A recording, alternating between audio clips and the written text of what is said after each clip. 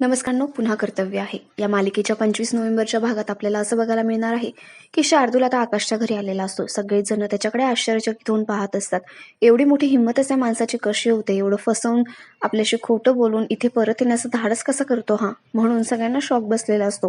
जयश्री तर सनसनी त्याच्या कानाखाली वाजवून देते आणि त्याला म्हणत असते, तू एवढी मोठी फसवणूक केलीस आमची, तुला काहीही वाटलं नाही, आणि त्याला चांगलाच जाब विचारत असते. शार्दूल आता इमोशनल ड्रामा क्रिएट करतो आणि म्हणतो, ती वसुंधरा खूप नीच बाई आहे.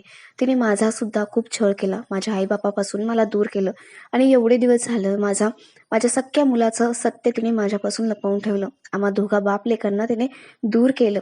पण आकाश सरांच्या आयुष्यात मी तिला पाहिलं आणि मला असं वाटलं ही बदलली असेल.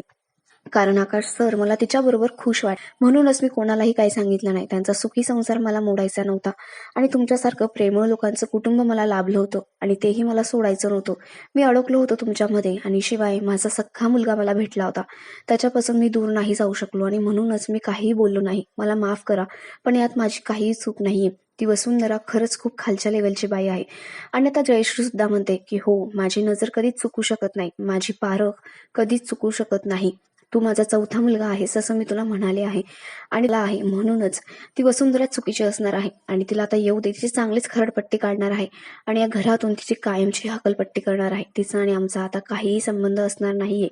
आणि आता जयश्रीने ठरवलेलंच असतं की वसुंधरेला आता या घरात राहू द्यायचं नाही, तिच्यासोबत सगळ्यांनीच संबंध तोडायचे.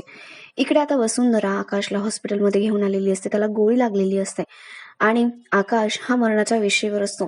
वसुंधरा त्याला वाचवण्यात यशस्वी होईल का? आणि जयश्री हे सगळं ऐकून सुद्धा वसुंधरेला स्वीकारेल की तिला नाकारेल? हे सगळं बघण्यासारखं असणार आहे. वसुंधरेची पुढची लढाई खरंच इंटरेस्टिंग असणार आहे.